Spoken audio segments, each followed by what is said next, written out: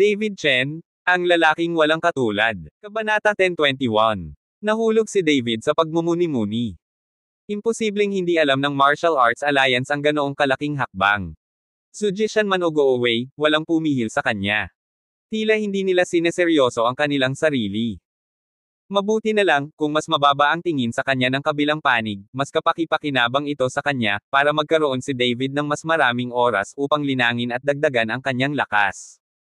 Magre-retreat ako nitong mga nakaraang araw. Wala akong mahalagang bagay. Huwag mo akong istorbohin. Pagkatapos makipag-ugnayan ni Pavilion Master Zhao sa mga media reporter, gigisingan niya ako. Balak ni David na samantalahin ang oras para magsanay habang medyo kalmado pa ang sitwasyon. Gamit ang 9,000 miles of mountains and rivers map, sa wakas ay hindi na kailangang mag-alala ni David tungkol sa naubos na aura, ngunit hindi niya alam kung ang aura sa 90,000 miles of mountains and rivers na mapa ay hindi mauubos. Alam ko. Tumango si Zhao Liguo. Sonya, Linger, dapat kayong dalawa ay magsanay sa akin. Tumingin si David kina Sonya at Gulinger at sinabi. Mauna ka, susundan ko si Linger sa mga lansangan at bibili ng kung ano. Sabi ni Sonya. Ano ang bibilhin? Dumidilim na. Tanong ni David. Bumili tayo ng mga pambabae, babalik tayo, mag-practice ka muna. Pagkatapos magsalita ni Sonya, kinuha niya si Gulinger at umalis sa Shadowless Villa. Sa pagtingin kay Sonya at Gulinger na umalis, palaging nakakaramdam ng pagkabalisa si David sa kanyang puso. Palace Master, ang lakas ni Miss Su at Miss Gu, karamihan sa mga tao ay natatakot na mahirap lumapit, hindi mo kailangang mag-alala. Nakita ni Zhao Liguo ang pag-aalala sa mukha ni David, kaya bumulong siya. Tama si David nang maisip niya iyon. Sa lakas ni Sonya at Gulinger, kahit na nakatagpo sila ng ika-7 ranggo ng Martial Arts Master, madali nilang haharapin ito. Hiniling ni David kay Zhao Liguo na maghanap ng isang claustrophobic na silid, at kumuha ng mapa ng 70,000 milya ng mga bundok at ilog mula sa storage ring at binuksan ito.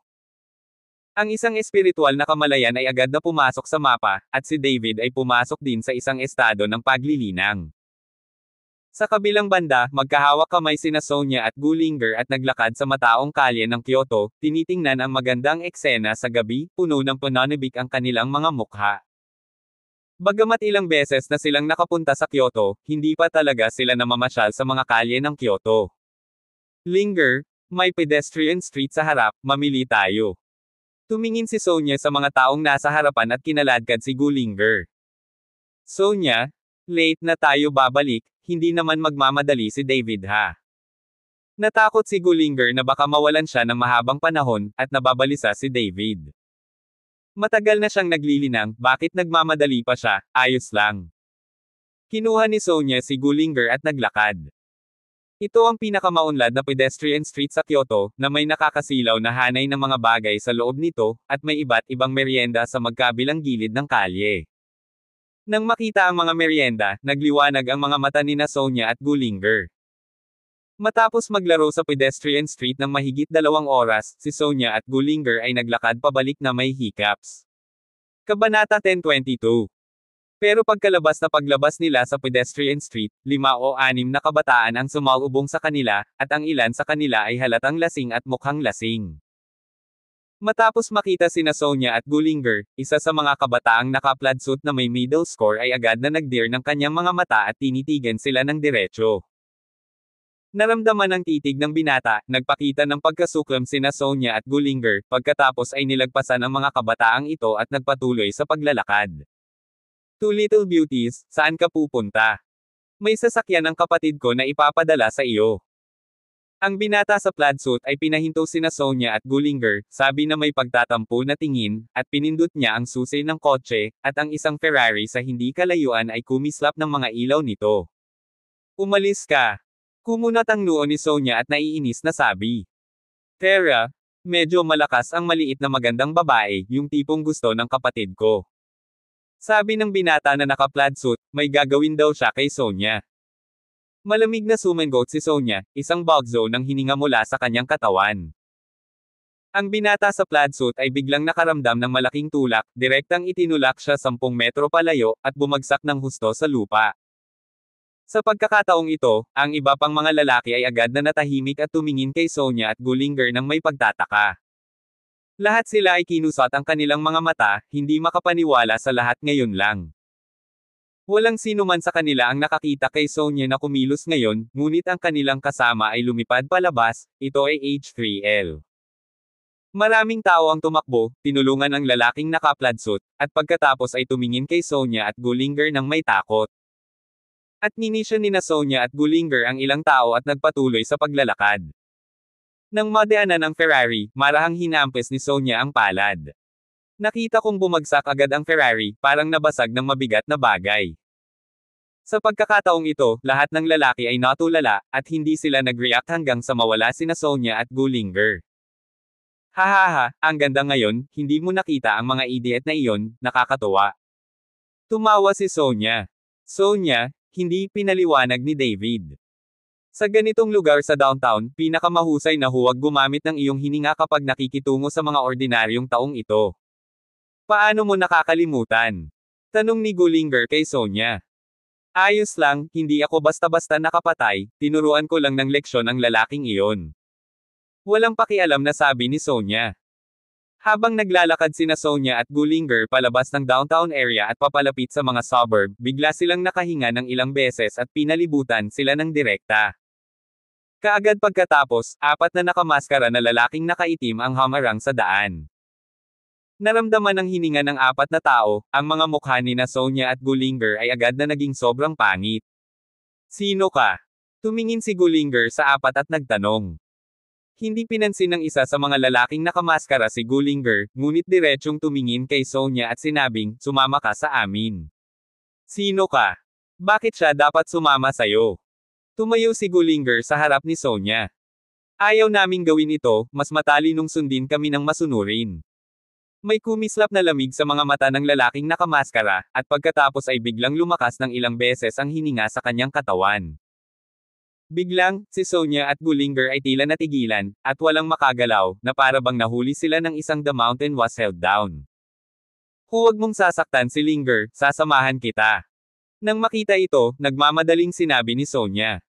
Alam niyang hindi silang dalawa ang kalaban ng apat na nasa harapan nila, at napakalaki ng pagkakaiba ng lakas. Ikinaway ng lalaking nakamaskara ang kanyang kamay, at agad namang humakbang ang dalawa para kontrolin si Sonya.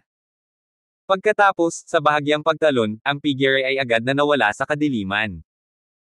Pagkaalis ng mga taong ito, naramdaman ni Gullinger na nawala ang pressure sa kanyang katawan, at pagkatapos ay nag-aalala siyang tumakbo patungo sa Huying Mountain Villa. Kabanata 10:23. Master Zhao, nasaan si David? Si Gullinger, na tumakbo pabalik sa Shadowless Villa, ay nag-aalalang nagtanong kay Zhao Liguo. Miss Gu? Huwag kang mag-alala, ano ang problema? Nakita ni Zhao Liguo si Gullinger na humihingal, at nagmamadaling nagtanong na may dalang isang basong tubig. Sonya, kinuha si Sonya. Humigop ng tubig si Gullinger at nagmamadaling sinabi. Si Zhao Liguo ay natulala sandali, at pagkatapos ay nagmamadaling tumakbo patungo sa likod bahay kasama si Gullinger, pagkatapos ay itinuro ang isang silid at sinabing, Mr. Chen, nandito na. Direktang itinulak ni Gullinger ang pinto at itinulak si David, na naka-cross-legged. Kumislap ang figure ni David, at agad na lumabas ang kanyang kamalayan sa mapa ng 9,000 miles of mountains and rivers. Nakita niya si Gullinger na may nag-aalalang mukha, kaya nagtanong siya, Linger, anong problema? Inalis si Sonya. Nag-aalalang sabi ni Gullinger. Boom! Ang pangungusap na ito, tulad ng limang kulog, ay nagpatigil kay David sa mismong lugar. Pagkaraan ng ilang sandali, natauhan si David at mabilis na nagtanong, sino ito? Alam mo ba kung sino ang kumuha kay Sonya? Umiling si Gullinger, hindi ko alam, ang kabilang partido ay natatakpan, ngunit ang kanyang lakas ay napakalakas. Natatakot ako na siya ay may lakas ng tuktok ng wazong, at ang iba pang apat na tao, si Sonya at ako ay wala ng pagkakataong lumaban. Agad na kumunat ang noo ni David nang marinig ang lakas ng kalaban. Sa buong Kyoto, walang gaanong tao ang makakaabot sa peak strength ng wazong. Wala sila sa alyansa ng martial arts, at may ilang mataas na antas na pamilya ng sekta na makakamit ang lakas na ito. Sino kaya ito? Bakit hinuhuli si Sonya? Ito ba ay isang taong may sama ng loob sa iyo? Tahimik na nag-isip si Cheng Jing. David, bilasan mo at mag-isip ng paraan para may mailabas para hanapin ito. Nang makitang hindi nagsalita si David, nag-aalalang sabi ni Gullinger. Ikinaway ni David ang kanyang kamay, huwag kang mag-alala, hayaan mo akong mag-isip tungkol dito. Bahagyang ipinikit ni David ang kanyang mga mata, at ang kanyang mga kilay ay mahigpit na nabaluktot sa isang karakter na si Kanan. Maya-maya, biglang bumukas ang mga mata ni David, at isang maliwanag na liwanag ang bumungad sa kanyang mga mata. Alam ko kung sino ang nakahuli kay Sonya. Nagpakita si David ng matinding layunin ng pagpatay. Sino ito? Nagmamadaling tanong ni Gullinger. Go-away ng Martial Arts Alliance. Naningkit ang mga mata ni David. Go-away. Nagulat si Gullinger, bakit niya inaresto si Sonya, para bang banta ka? Umiling si David, nahuli nila si Sonya hindi dahil sa akin, kundi dahil sa apoy na espiritong katawan ni Sonya. Nakalimutan mo na sinipsip ko ang dugo ni Sonya noong nakikipaglaban ako kay Go-away. Nakita ito ni Go-away noon, kaya siya dahil dito kaya inalis si Sonya. Ano ang dapat nating gawin? Bilasan natin at iligtas si Sonya. Lalong nabalisa si Gullinger nang marinig niya ito. Kung ganito ang kaso, nasa panganib si Sonya. Para lumakas ang lakas, hindi ba't pilit na pinagdugo ng mga iyon si Sonya? Hinihintay mo ako dito, at bawal kang pumunta kahit saan. Pagkatapos magsalita ni David, nawala ang kanyang anyo sa silid sa isang iglap, at nakakita ako ng liwanag at anino, patungo sa direksyon ng Martial Arts Alliance. Sa isang piitan ng Martial Arts Alliance. Nakulong si Sonya sa silid sa pamamagitan ng pormasayon, at lahat ng kanyang lakas ay pinigilan. Si Zujishan ay nakasuot ng maskara at tumingin kay Sonya na nahuli, at labis na nasasabik. Hindi niya maaaring hayaang makilala siya ni Sonya, kung kumalat ang bagay na ito, ano ang pagkakaiba ng kanilang alyansa sa martial arts at ng mga masasamang magsasaka. Ikaw, sino ka? Tumingin si Sonya kay Zujishan na may takot sa kanyang mukha, bakit mo ako dinala dito? Huwag kang matakot, hindi kita sasaktan, may gusto lang akong hiramin sa iyo. Bahagyang ngumiti si Zujishan. Ikaw, anong gusto mong hiramin? Tanong ni Sonya. Gusto kong gamitin ang dugo sa katawan mo. Sabi ni Zujishan, naglabas ng maliwanag na punyal at direktang hinawakan ang palso ni Sonya, na ikinagulat ni Sonya. Kabanata 1024. Gayunpaman, dahil sa pinigilan na lakas, si Sonya at ang mga ordinaryong tao ngayon ay walang alinlangan na hindi makawala kay Zujishan. Hinawakan ni Zujishan si Sonya, ang matalim na punyal ay dumampi sa braso ni Sonya, at agad na lumitaw ang isang sugat at umagos ang dugo. May isang mangkok sa lupa, at ang lahat ng dugo ay tumulo sa mangkok. Hindi nagtagal, isang mangkok na puno ng dugo ang damaloy mula sa katawan ni Sonya, at dali-daling tinulungan ni Zujishan si Sonya na balutan ang sugat. Hawak ang isang mangkok ng matingkad na pulang dugo, nagliwanag ang mga mata ni Zujishan at dinilaan niya ang kanyang mga labi. Paglabas ng piitan, sinabi niya sa dalawang gwardya sa pintuan, kasabay ko kumain at umiinom at pinaglilingkuran ko ang babaeng ito. Kung magugulan siya ng buhok, alam mo ang kahihinatnan. Tulad ng iniutos. Bahagyang nanginig ang dalawang gwardya. Hindi pa nila nakita ang isa't isa.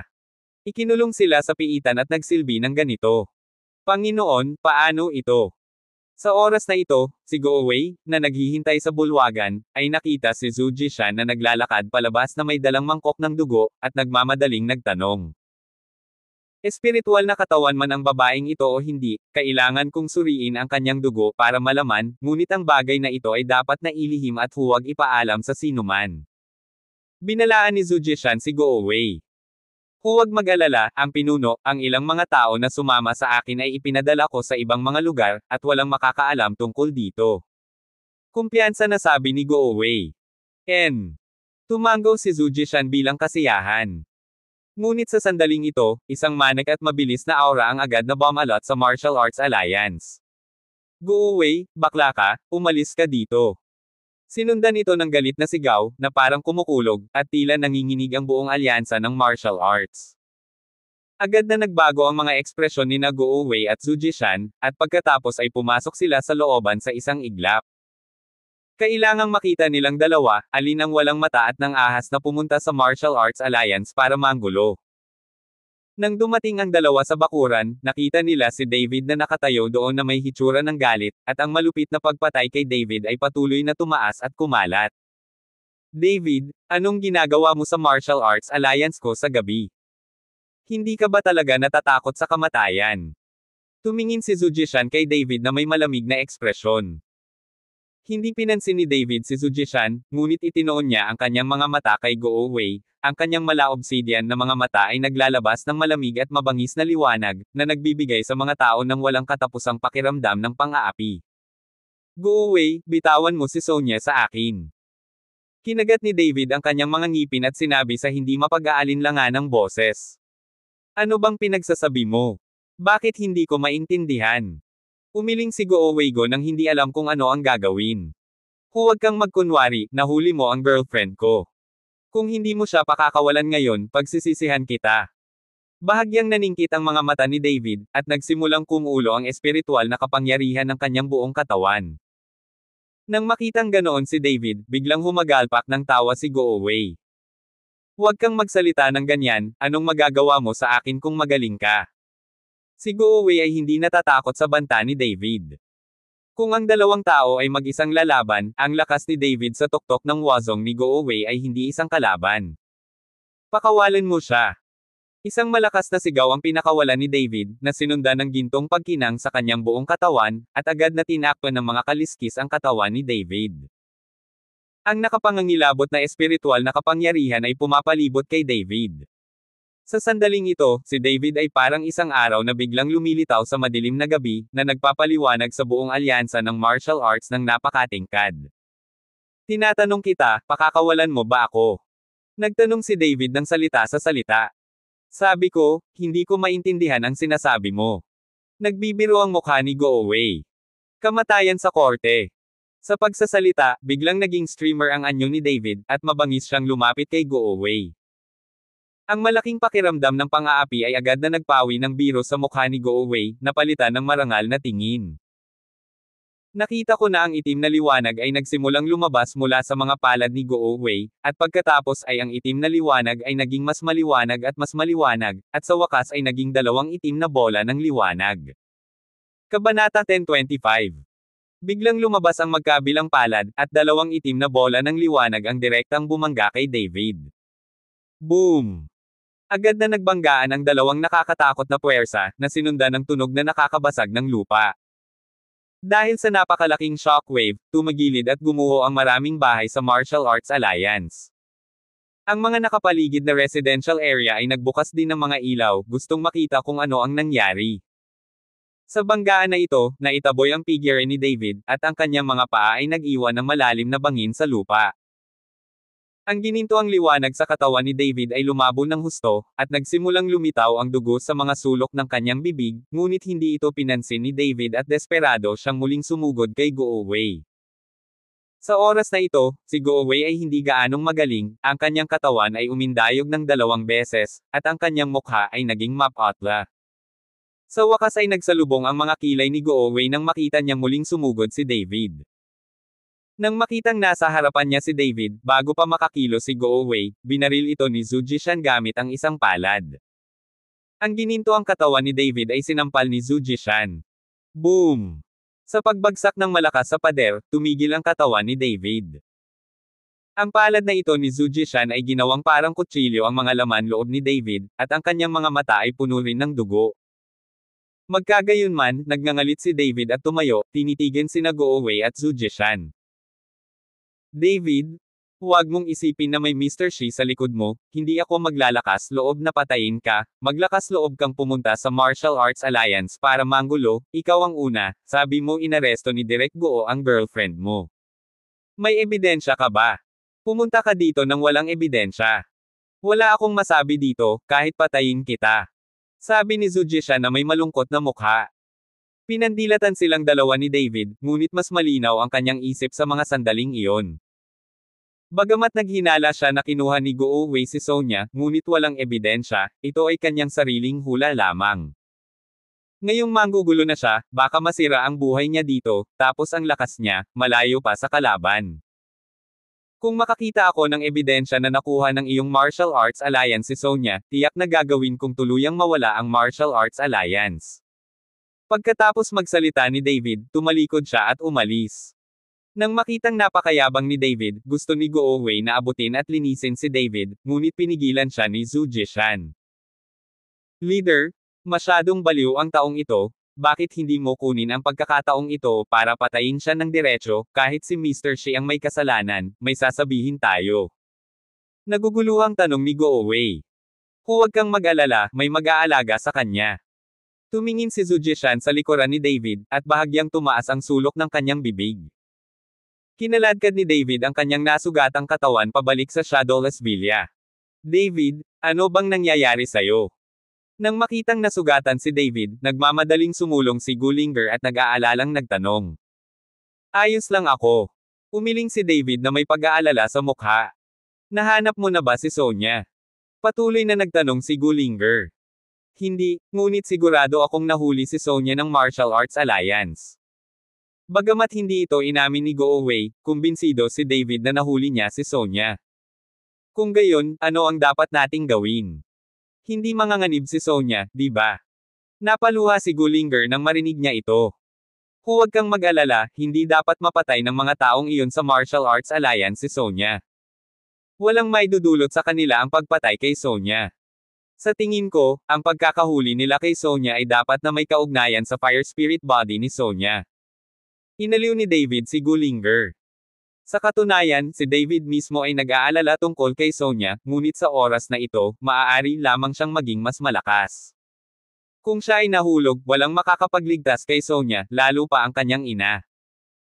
Pagkatapos ng isang gabi ng pagpapagaling sa Huying Mountain Villa, pumunta si David sa Dharma Protector Pavilion kinabukasan, at sinundan si Zhao Wuqi tungkol sa pag-aresto kay Sonya. Kabanata 1026. Ang mga taong ito ay napaka-lawless na sila ay naglakas loob na arestuhin ang mga tao sa kanilang kalooban. Magsusumbong ako kay Mr. Shi ngayon at hilingin kay Mr. Shi na pumunta sa Martial Arts Alliance para humingi ng kung sino. Nang marinig ito ni Zhao Wuqi, nagalit din siya, kaya gusto niyang puntahan si Mr. Shi at hilingin kay Mr. Shi na humingi ng kung sino. Pinigilan ni David si Zhou Wuji, Zhao Pavilion Master, kahit pumunta si Mr. Shi, walang silbi, wala tayong ebidensya, hindi nila aaminin, ano ang magagawa natin? Kung gayon ano ang dapat nating gawin? Sumimangot si Zhou Wuji. Pavilion Master, Mr. Chen, tingnan mo dali. Sa sandaling ito, nagmamadaling pumasok si Xu Shimao dala ang kanyang mobile phone sa kanyang kamay. Nang maglaon, binuksan ni Xu Shimao ang Martial Arts Forum, at nakita ang unang malaking eskarlate na titik sa itaas, na lumabas na si Long Xiao, ang anak ng pamilyang Long. Upang ipaghiganti ang kahihiyan ng sinaunang libingan, nagpasya siyang hamanin si David. Bilang karagdagan, si Long Xiao mismo ay personal na sumulat kay David sa forum, at hiniling kay David na tanggapin ang hamon, na hindi kumilos na parang duwag. Ginoo. Shen, bakit bigla kang hinamon ni Long Xiao? Nagtatakang tanong ni Zhao Wuji. Makatuwiran na si Long Xiao ay mas mataas kaysa kay David sa mga tuntunin ng lakas sa ibabaw at kapangyarihan ng pamilya. Ito ay isang biglaang hamon kay David. Kung manalo siya, nakakahiya. Kung siya ay matalo, ito ay isang kahihiyan para sa Long pamilya. Gawin mo. Hindi mahalaga kung bakit, dahil sila ang nagkusa na hanapin ang kamatayan, hindi nakakagulat na. Nag-aapoy sa galit si David sa sandaling ito dahil sa pangyayari ni Sonya, at ngayon ay tumalon si Long Xiao, at kinuha niya si Long Xiao upang ilabas ang kanyang galit. Mayroon bang lahat ng news media reporter na hiniling kong makipag-ugnayan sa iyo? Tumingin si David kay Zhao Wuqi at nagtanong. Makipag-ugnayan. Tumango si Zhao Wuqi. Well, magdaraos ako ng press conference ngayon, at ibubunyag ko ang iskandalo ng Martial Arts Alliance. Naningkit ang mga mata ni David. Hindi nagtagal, isang malawakang press conference ang ginanap, at si David ang bida sa press conference na ito. Excuse me, Mr. Chen? Bigla ka bang nagdaos ng press conference na ito para tumugon sa hamon na hinamon ka ni Long Xiao, ang anak ng pamilyang Long? Tanong ng isang reporter kay David. Umiling si David, hindi ko pinansin ang hamon na ipinadala ni Long Xiao. Kapag gusto niyang sumama, sasamahan ko siya anumang oras, ngunit isa lang ang magiging resulta, at iyon ay ang gawin siyang ganap na pagkatalo. Ang layunin ng press conference ko sa pagkakataong ito ay ilantad ang kabuktutan ng Martial Arts Alliance. Tulad ng alam nating lahat, ang Martial Arts Alliance, bilang isang organisasyon ng buong mundo ng Kyoto Martial Arts, ay may responsibilidad at obligasyon na itaguyod ang katarungan, parusahan ang kasamaan at itaguyod ang kabutihan, ngunit ang mga taong ito ay lihim na nakikipagpayapaan sa isa't isa. Ang ilang masasamang magsasaka ay nakikipagsabuatan at nagsasagawa ng pangkukulam, sila ay isang grupo ng mga scum, isang grupo ng mga banal na tao. Ang mga taong ito ay hindi lamang nagsasanay ng pangkukulam, ngunit ninakawan din sila. Ang kayamanan na nakuha ko sa paglilitis ay minsang pinagbantaan ng pinuno ng alyansa ng martial arts. Ito ay walang hiya. Kinuha din nila ang anak ko. Kaibigan ko, gusto kong takutin ako nito, kaya nagpa siya akong lumaban sa Martial Arts Alliance hanggang sa dulo at hindi na kompromiso. Kasunod ng mapusok na pananalita ni David, ang mga salitang ito ay mabilis na kumalat sa internet at muling inilimbag sa iba't ibang martial arts forum. Sa Martial Arts Alliance. Pagtingin sa pagsasalita ni David, ibinagsak ni Zuji siya ng mangkok ng tsaa sa kanyang kamay sa galit. Damn! Baliw ang taong ito, naglakas loob siyang hamanin ang ating Martial Arts Alliance, pagod na siyang mabuhay. Namumula ang mukha ni Zuji Shanky. Leader, ano ang susunod nating gagawin? Ngayon maraming tao sa forum ang nag-aakusa sa amin. Pangit din ang itsura ni Go Away. Sisihin mo ang iyong sarili, pumunta ka sa isang press conference upang linawin, pagkatapos ay si David ay isang grupo ng mga walang kaparerekan. Tinitigan ng masama ni Zuji Shan si Go Away. Sa sobrang takot ni Go Away ay nagmamadali siyang tumango at umalis. Naglabas si Zuji siya ng isang basong bote, na naglalaman ng matingkad na pulang dugo ni Sonya. Kabanata 10:27. Sa pagtingin sa bote ng matingkad na pulang dugo, sumigaw si Zuji Shan, ihanda ang sasakyan, pumunta sa bahay ni Long. At ang pamilya ng dragon sa oras na ito. Galit din si Long Xiao. David, kailangan ko siyang patayin. Umungol si Long Xiao. Talagang hindi sineseryoso ni David ang sarili sa harap ng maraming reporter, na nagparamdam kay Long Xiao ng matinding kahihiyan. Malungkot din ang mukha ni Long Jingguo, at sinabi kay Long Xiao, walang silbi na magalit ka. Sa lakas mo ngayon, sigurado ka bang makakalaban mo si David? Ako. Sa pagkakataong ito, natigilan si Long Xiao. Wala siyang ideya sa sarili niyang puso. Kung tutuusin, si David ang pumatay sa pamilya Pilimen at Xuanyuan. Hindi niya alam kung si Long Xiao ang kalaban ni David o hindi. Basura. Nang makita ang katahimikan ni Long Xiao, hindi mapigilan ni Long Jingguo na magmura. Sa orihinal, palagi niyang ipinagmamalaki si Long Xiao. Pagkatapos ng lahat, sa ganoong edad, narating na niya ang kaharian ng ikapitong ranggo ng martial sect. Isa lang siyang henyo. Ngunit ngayong lumitaw na si David, ikinumpara niya si Long Xiao sa maikling panahon, kaya hindi komportable si Long Jingguo. Kung tutuusin, alam niya na si David ay anak ng kanyang kapatid na babae, at siya rin ay may dugo ng Long family. Hindi niya kayang tingnan si David na mas magaling kaysa sa sarili niyang anak. Sa sandaling ito, pumasok si Zuji Shan. Sana ang kakampi. Nang makita si Zuji Shan na paparating, bahagyang nagulat si Long Jingguo. Long Patriarch, espesyal na binigyan ko si Long Gangzi ng isang malaking regalo. Naalala kong sinabi ko sa'yo. Bahagyang ngumiti si Zuji Shan. I wish the Lord, ano ang regalo? Nang marinig ito ni Long Xiao, nagmamadali siyang nagtanong. Inilabas ni Zuji Shan ang bote ng salamin na puno ng dugo mula sa kanyang mga braso, ito ang malaking regalo na sinasabi ko. Saglit na natigilan si Long Xiao, kinuha ang bote ng salamin sa kanyang kamay at tiningnan ito, puno ng pagdududa ang kanyang mukha, sana ang pinuno ng alyansa, ano ang nasa bote na ito? Hindi ito nakita ni Long Xiao, ngunit nakita ito ni Long Jingguo sa isang sulyap. Nais ko ang pinuno ng alyansa, mayroon bang dugo ng tao? Nagtatakang tanong ni Long Jingguo. Oo, ito ay puno ng dugo ng tao. Tumango si Zuji Shan. Sa sandaling marinig niya na ito ay dugo ng tao, agad na inilagay ni Long Xiao ang bote ng salamin sa mesa at nagtanong na may kakaibang ekspresyon, sana, Panginoon, ano ang ginagawa mo sa dugo ng tao na ito? Siyempre, Para kang uminom. Kung hindi ka kalaban ni David sa ring, maaari mong inumin ang dugo ng taong ito, at mabilis na lalakas ang iyong lakas, at walang magiging side effect. Paliwanag ni Zhu Jishan. Sa sandaling marinig niya na pinahintulutan siyang uminom ng dugo ng tao, agad na umiling si Long Xiao, sana ang pinuno ng alyansa, hindi ito gagana, hindi ako isang masamang magsasaka, umiinom ng dugo ng tao sa publiko, ano ang gagawin ng iba? Iniisip ng mga tao sa akin at sa aming Long family. Tumango din si Long Jingguo, sana ang pinuno ng alyansa, narinig ko ang taong ito na humihigop ng dugo ng tao upang mapabuti ang kanyang lakas, ngunit ang aking pamilya Shower ay hindi nagsasanay ng masamang sining, kahit na ang pagsuso ng dugo ng tao ay walang silbi.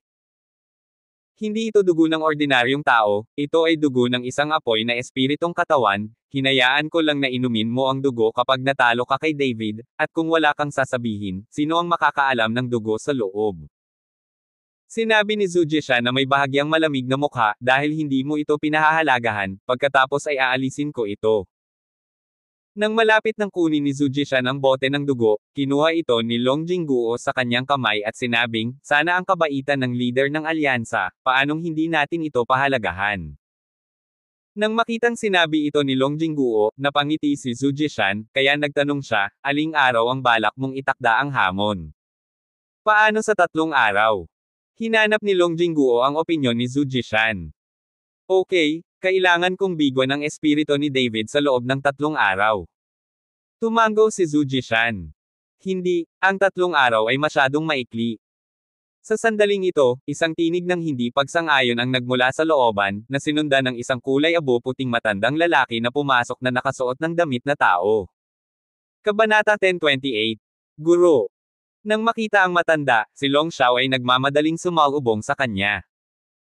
At ang Long Jingguo na iyon ay nagmamadali ring sumalubong sa kanya, sumisigaw ng may paggalang, Master Ding Chan. Bahagyang tumango si Master Ding Chan, pagkatapos ay tumingin kay Zhu Jishan, sana ang pinuno, ang 3 araw ay masyadong maikli, 7 araw, bigyan mo ako ng 7 araw, mayroon akong paraan upang mapabuti ang lakas ni Shower sa isang kaharian. Nang makita ang sinabi ni Master Ding Chan, lahat ay natigilan. Kung tutuusin, iba ang paglilinang. Paano ka maa-promote sa isang kaharian sa napakaikling yugto ng panahon, kahit na ito ay isang maliit na kaharian, ito ay hindi isang pambihirang tagumpay. Maliban kung gumamit ka ng ilang masasamang pamamaraan ng paglilinang, maaari mong mabilis na mapabuti ang iyong lakas, kaya naman maraming tao ang nakipagsapalaran at nagsasagawa ng mahika. Master Ding Chan, makakapagtaas ka ng isang kaharian sa loob ng 7 araw. Ito ay medyo masyadong mabilis, hindi ba? Posible ba? Hindi makapaniwalang tanong ni Zhu Jishan. Sana ang leader ng alyansa, naabot na ngayon ni Long Xiao ang kritikal na sandali ng pambihirang tagumpay, at malapit na niyang maabot ang ika-8 ranggong martial sect. Noong una, hindi niya balak bumalik para sa paglilitis. Sa kasong ito, tiwala ako na maaabot ni Long Xiao ang rurok ng martial sect sa pagtatapos ng taon, at sa pagkakataong ito ay babalik siya. Ang paglilitis ay tumagal ng maraming oras para sa kanya upang linangin, kaya ako mismo ang bumaba ng bundok at magdala ng isang Zheng Yuan Dan upang tulungan siyang makalusot. Paliwanag ni Ding Chan. Nang sabihin ito ni Master Ding Chan, sa wakas ay naunawaan ni Zhu Jishan, ngunit para sa isang maaasahang master tulad ni Master Ding Chan, naiinggit si Zhu Jishan. Matapos marinig na sinabi ito ni Master Ding Chan, nakaramdam ng pagsisisi si Long Jingguo sa kanyang puso.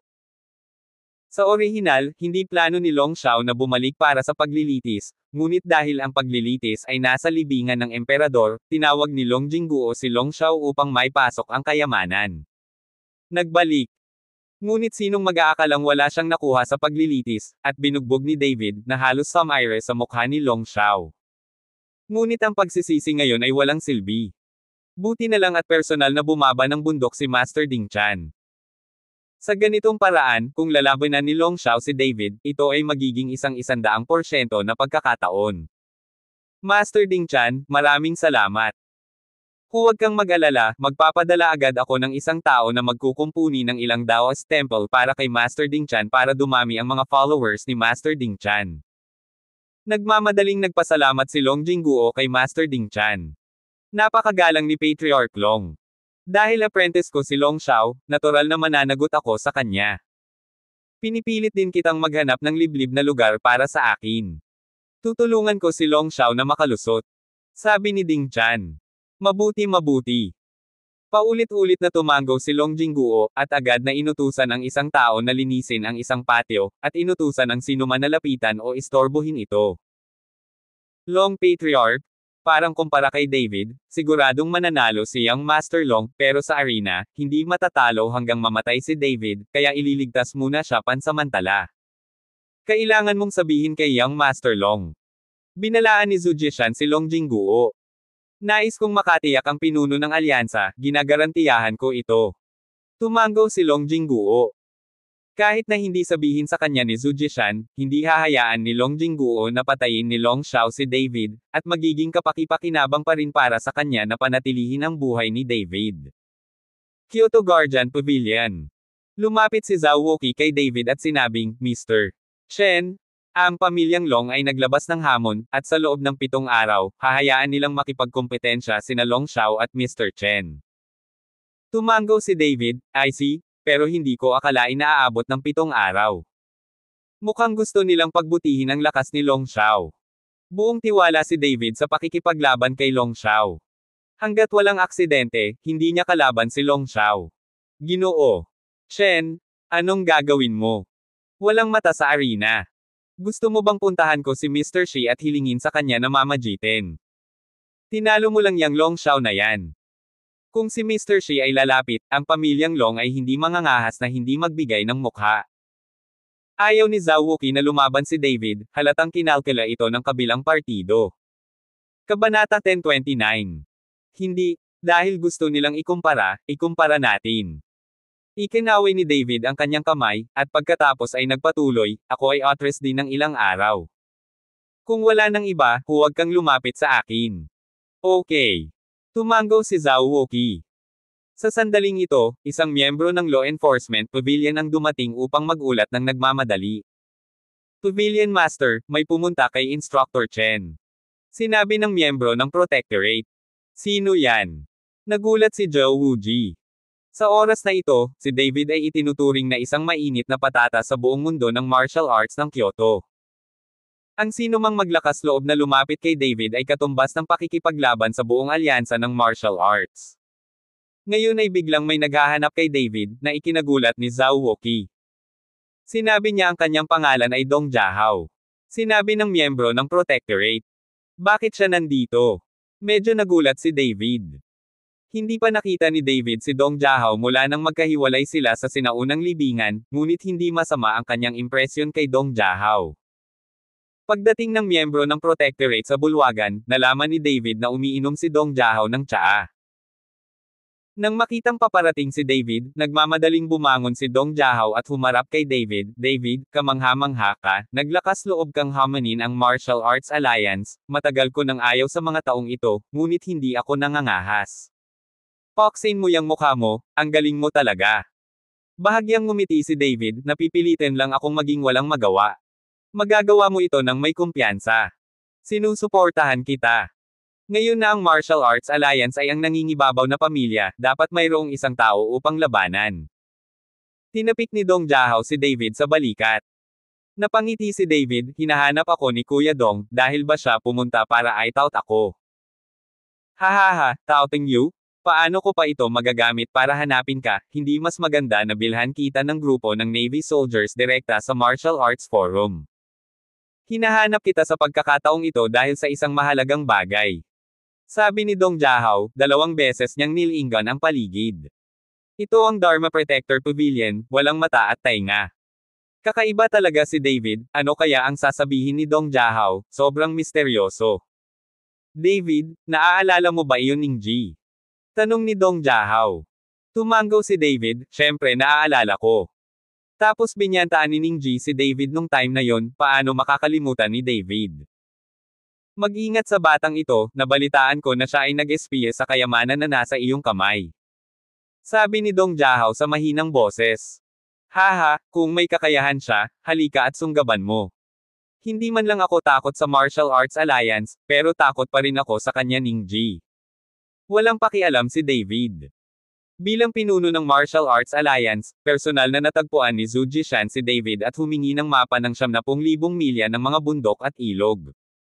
Tumanggi si David, at matatakot siya kay Ningji.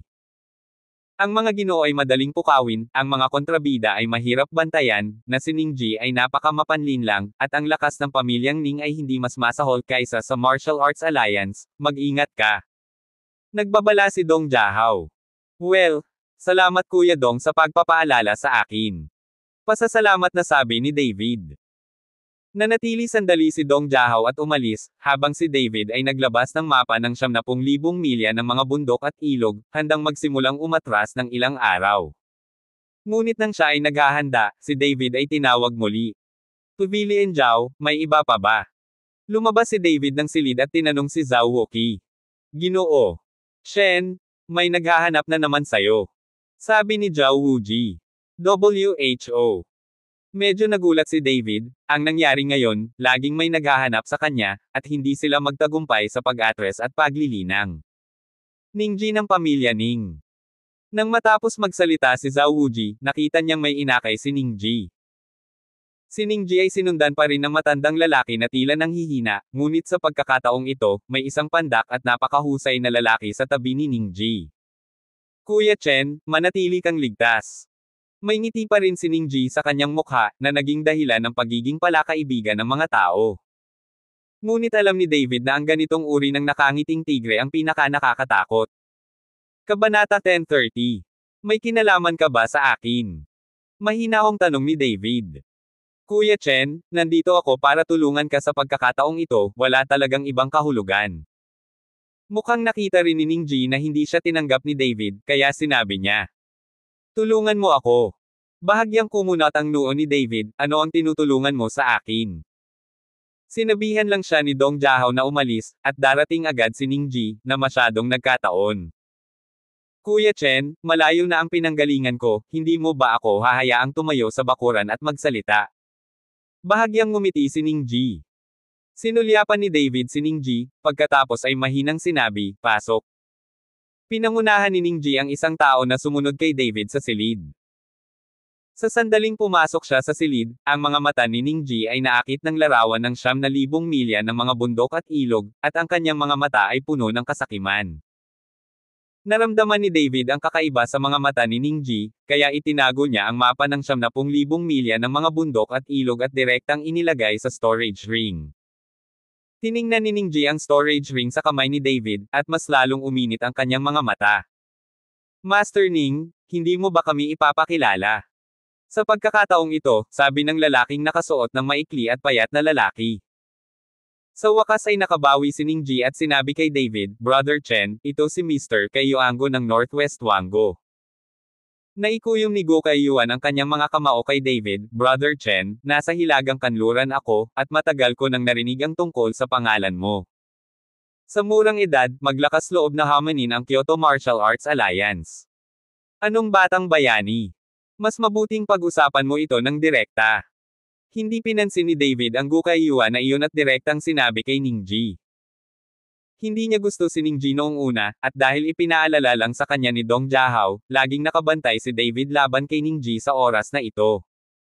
Kuya Chen, nabalitaan ko na kinuha ang girlfriend mo at hindi pa rin alam kung nasaan siya. Tanong ni Ningji.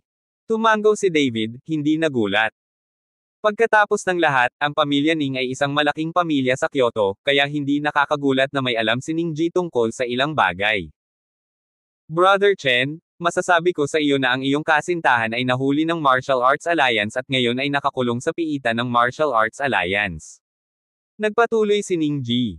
Nahulaan ko na ito, kung sasabihin mo lang sa akin ito, mangyaring bumalik. Ayaw ni David na masyadong makasali kay Ningji. Huwag mo muna akong imadali, may sinasabi ako sa'yo na hindi mo alam. Bahagyang ngumiti si Ningji, huminto sandali, at pagkatapos ay nagpatuloy, ang iyong kasintahan ay kinuha, at ngayon ito ay naging mapagkukunan para sa paglilinang ni Zhu Jishan, gagamitin ni Zhu Jishan ang dugo ng iyong kasintahan araw-araw, hindi lamang siya mismo ang gumagamit nito. Sa pagkakaalam ko, binigyan din niya si Long Xiao ng isang bote, para kapag nag-aaway kayo, ang lakas ng Long Xiao na iyon ay lalong tumaas. Pagkatapos magsalita ni Ningji, biglang tumayo si David, at pagkatapos ay biglang tumaas ang nakakatakot na nakamamatay na aura mula sa kanyang katawan. Sa maaliwalas na kalangitan, isang malaking itim na ulap ang nagsimulang mamuo, at ang paligid ay nahulog sa kadiliman.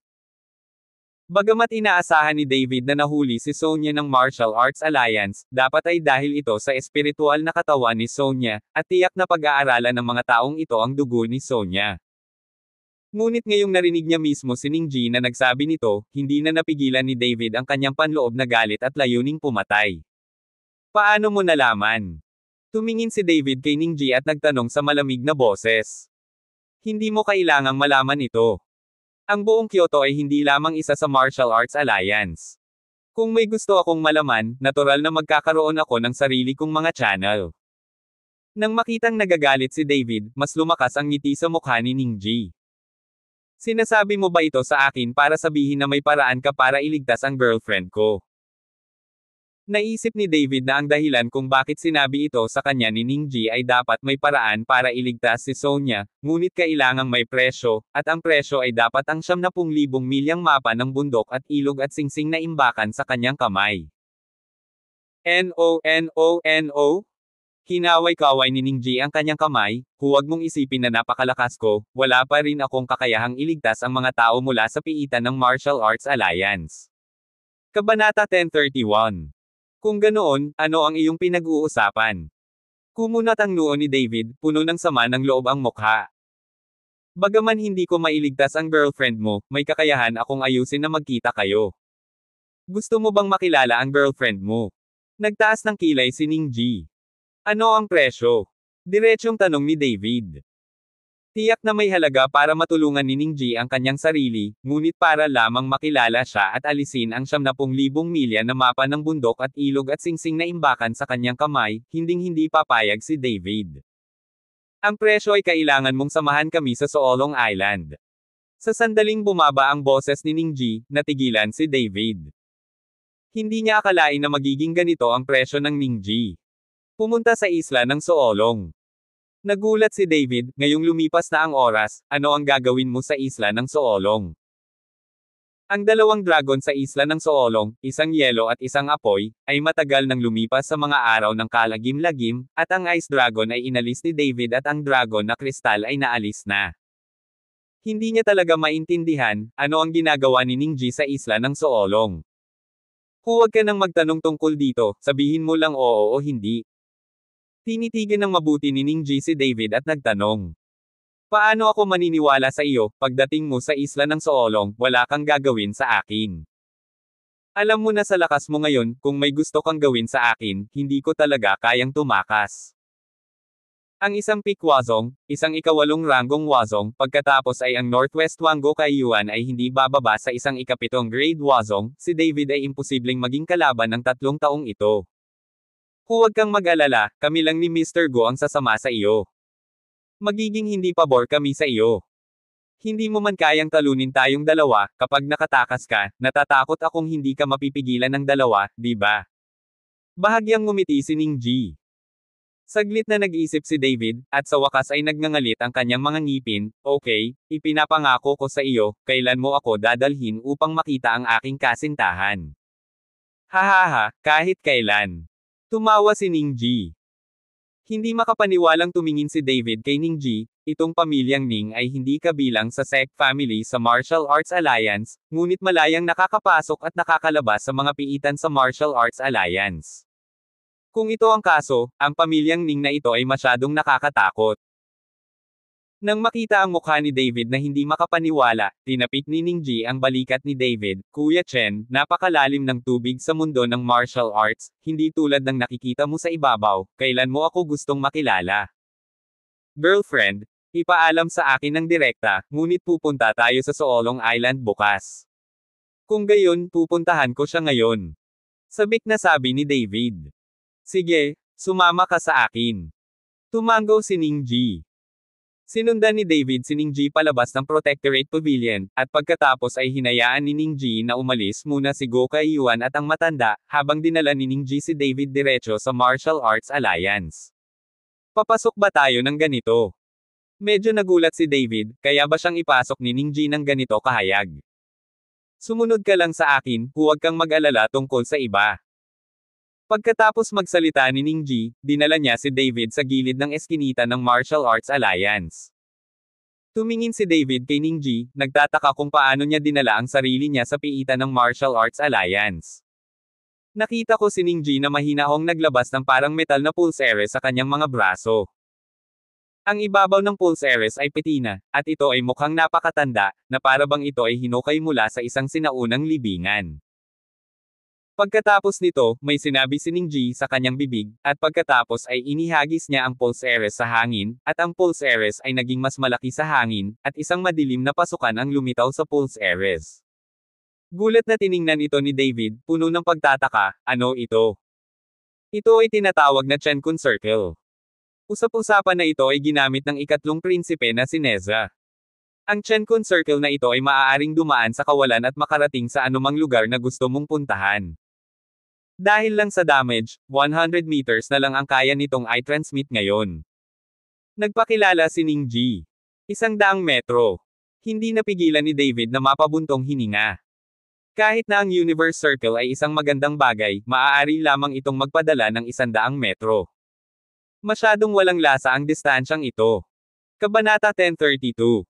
Hindi nakakagulat na dinala ni Ningji ang sarili sa eskinita sa gilid ng Martial Arts Alliance. Tara na. Sabi ni Ningji at tumalon muna sa madilim na pasukan. Sumunod ng mabuti si David, at pagkatapos ay nakaramdam ng dilim si David sa kanyang harapan, at ang buong tao ay tila lumulutang sa kalawakan, ngunit bago pa ito maramdamang mabuti ni David, nagningning ang kanyang mga mata. Nakita ni David na nasa piitan na siya, napapaligiran ng mga pintong gawa sa pinong bakal na may kapal ng palso. Bagamat ito ay isang piitan, ang hangin sa piitan ay tuyo na tuyo. Mayroon lang tayong 3 minuto, bilasin mo, ang pinakaloob na selda ay. Sinabi ni Ningji kay David. Tumango si David at nagmamadaling naglakad patungo sa pinakaloob na selda. Nang dumaan si David sa pintuan ng selda at nakita si Sonya, agad siyang natuwa. Nakita ko si Sonya na nakahiga sa kama, at ang iba't ibang pasilidad sa selda ay itinuturing na perpekto. Sonya! Excited na sigaw ni David. Nang marinig ang boses ni David, tumalon si Sonya mula sa kama. Nang makita niya si David, excited din ang buong tao. David, bakit ka nandito? Nagmamadaling tinungo ni Sonya ang pintuan ng selda, at magkahawak kamay silang dalawa sa tapat ng bakal na tarangkahan ng selda. Nang makitang nasa mabuting kalooban si Sonya at hindi siya mukhang inabuso, mas nadama ni Davidan. Sonya, okay ka lang. Hindi ka naman nila pinahirapan di ba?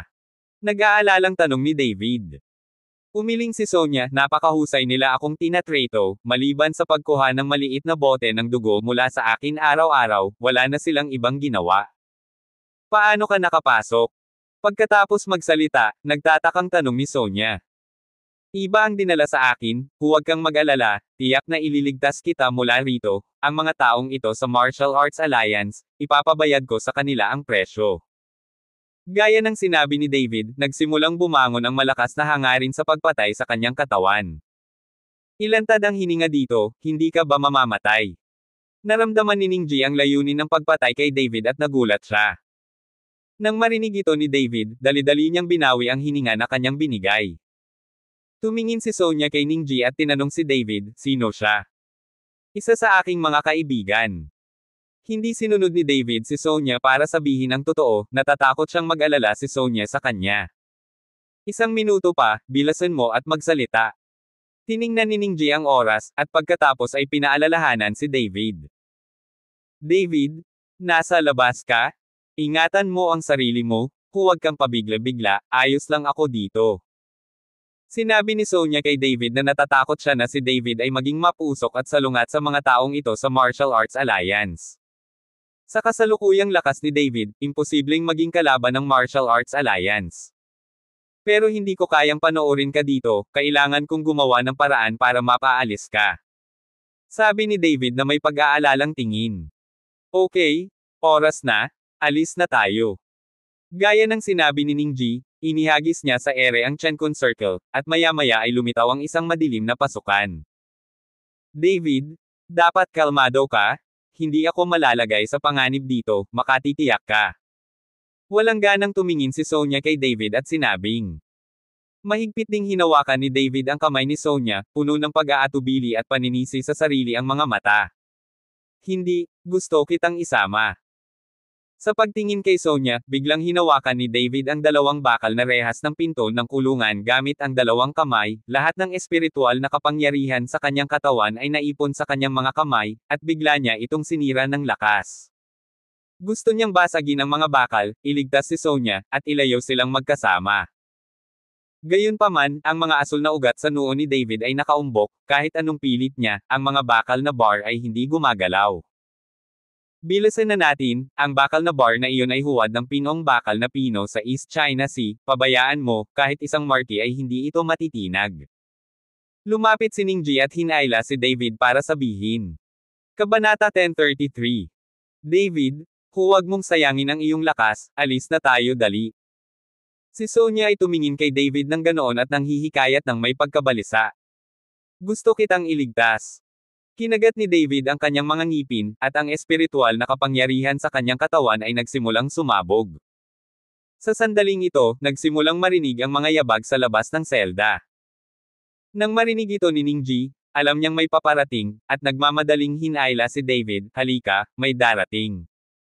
Kinuha ni Ningji si David at tumalon sa madilim na pasukan. Pagkapasok ng dalawa ay diretsyong nawala ang pasukan na parang walang dumating. Nang sumunod si Ningji kay David na umalis, may pinapasok si Zhu Jishan, lumingalinga sa paligid, at sumimangot si Zhu Jishan. May nakapunta na ba dito dati?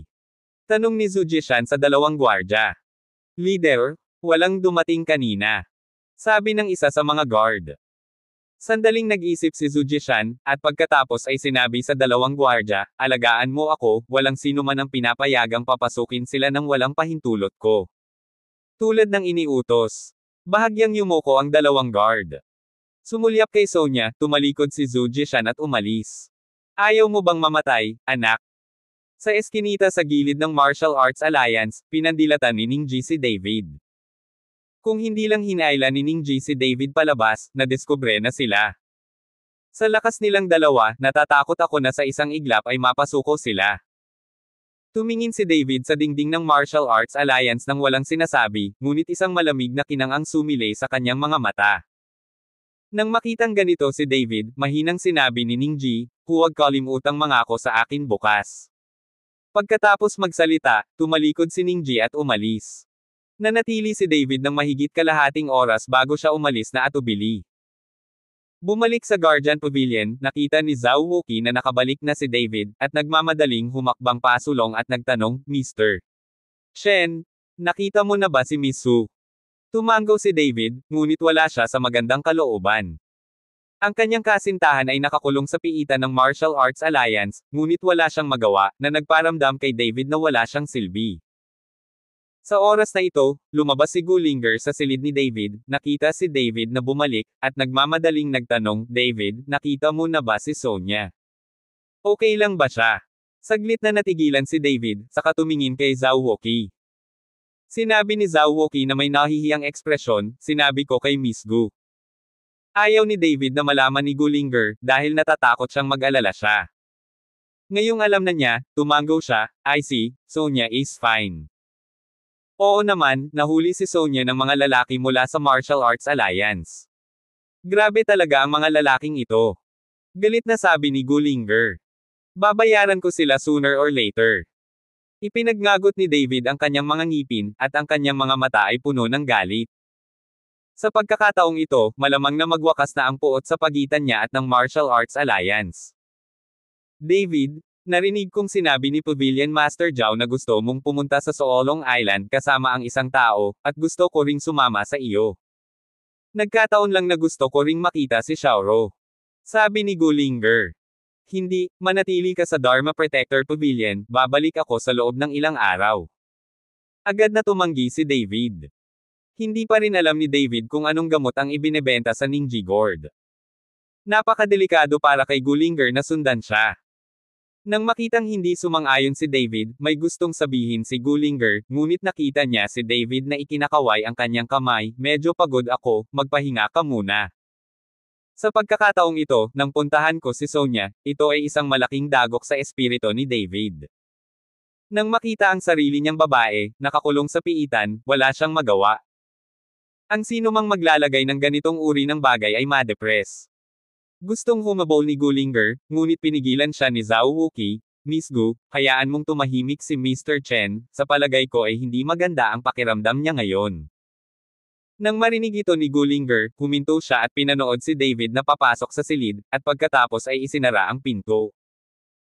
Nagkatinginan sina Gullinger at Zhao Wuqi, makakaalis lang silang dalawa, at walang gumagambala kay David.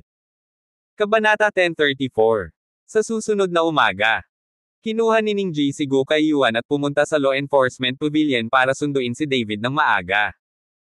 Sumakay si David sa kotse ni Ningji, at pagkatapos ay sumakay ang kotse sa expressway at dumiretso sa Nanhua City. Nang sumakay si David sa kotse ni Ningji at sumugod sa Nanhua City, bumili din si Gullinger ng tiket papuntang Nanhua City. Dumating si David at ang iba pa para sa isang buong araw na paglalakbay bago nakarating sa Nanhua City.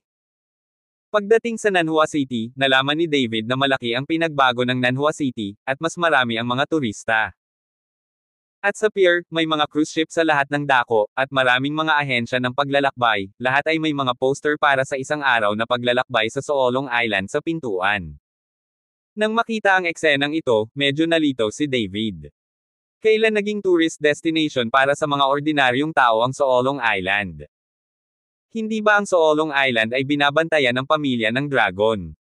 Bukod dito, lumilitaw ang lahat ng uri ng mga hayop, at ang kapaligiran sa itaas ay hindi angkop para sa mga ordinaryong tao na maglaro. Sa pagtingin sa nalilitong mukha ni David, ipinaliwanag ni Ningji na may bahagyang ngiti, mula nang makuha mo ang Ice Dragon Dragon Crystal, ang kapaligiran sa isla ng Soolong ay sumailalim sa mga pagbabago sa lupa. Wala nang halimaw.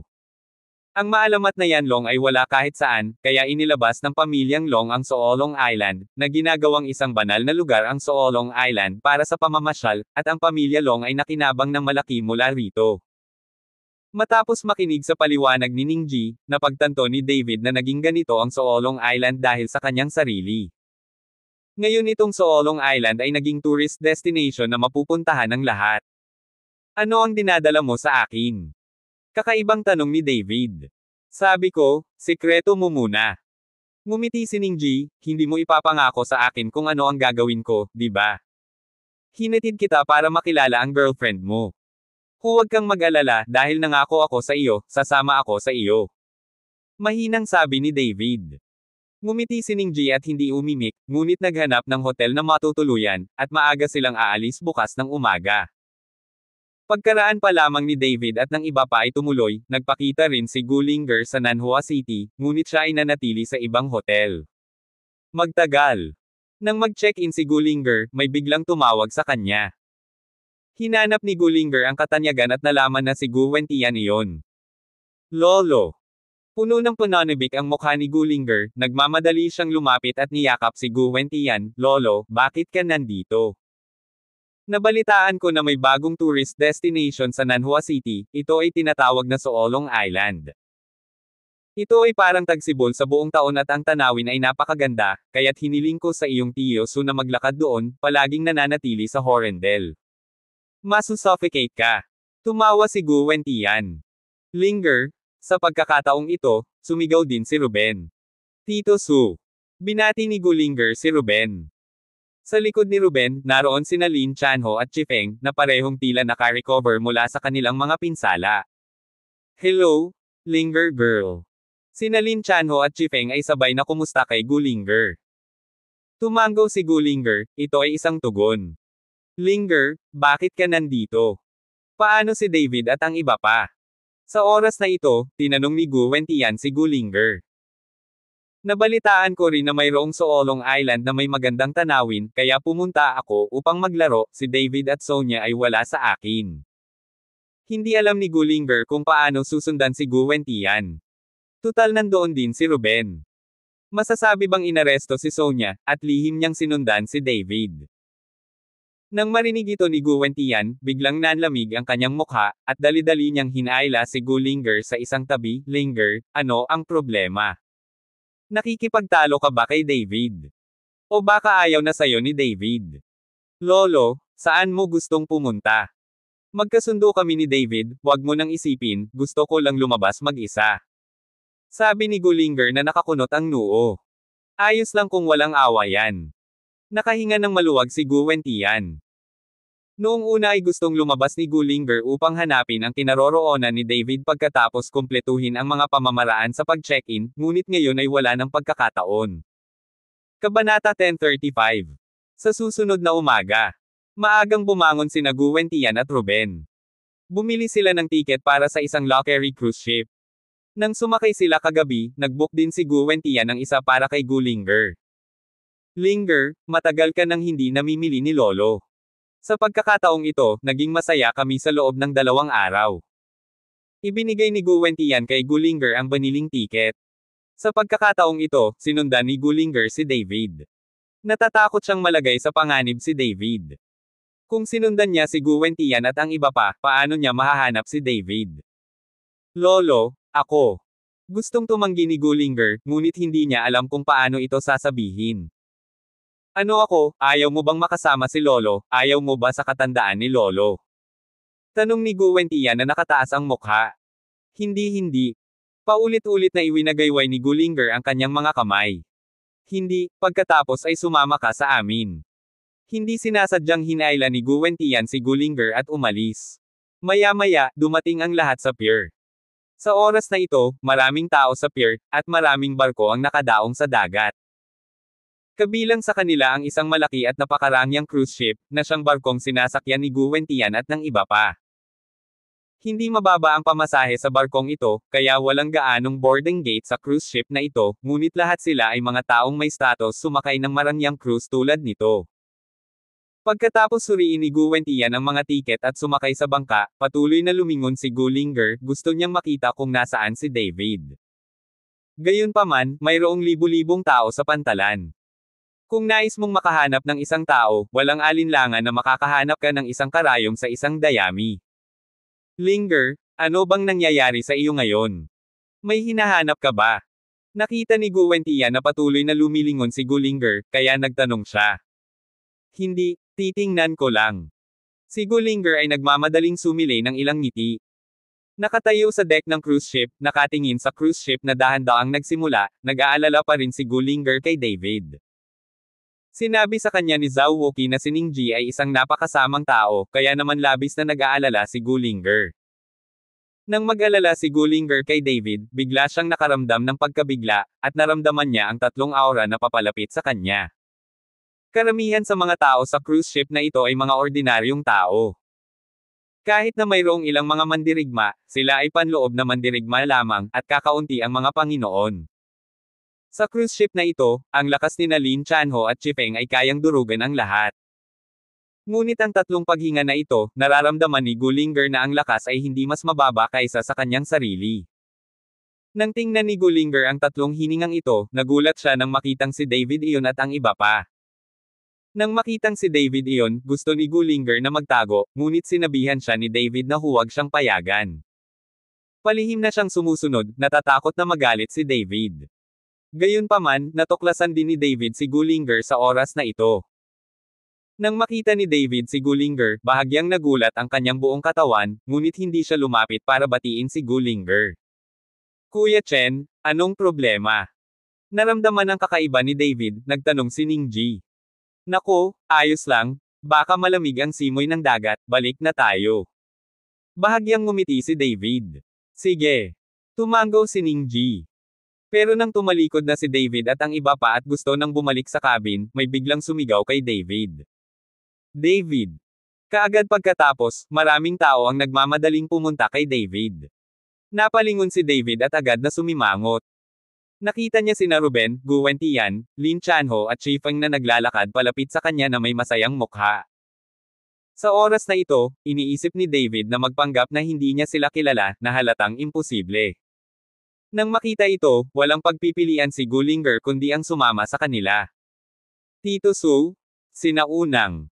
Nakagat lamang ni David ang bala at humakbang pasulong, at binati sina Ruben at Guwentian. David, hindi ko inaasahan na nagkataon lang na nandito ka rin. Nakilala namin si Linger kagabi, at parang nagkataon lang. Hindi ko inaasahang magkikita kami ngayon. Nagulat na sabi ni Guwentian. Ginoo. Shen, dahil pareho kayong nagpunta ni Miss Lauger sa Soolong Island, bakit hindi kayo magkasama? Sa oras na ito, kakaibang tanong ni Lin Chanho. Hindi alam ni David kung paano sasagutin si Lin Chanho saglit. Naubusan ako ng mag-isa, at hindi alam ni David kung paano sumama. Sinabi ni Gulinger sa oras na ito. Oo, hindi ko alam na pumunta rin si Linger sa isla ng Soolong. Mabilis na tumango si David. Abangan ang mga susunod pang kabanata ng David Chen, ang lalaking walang katulad. For more updates, please subscribe to my YouTube channel and don't forget to like and share. Thanks for your support.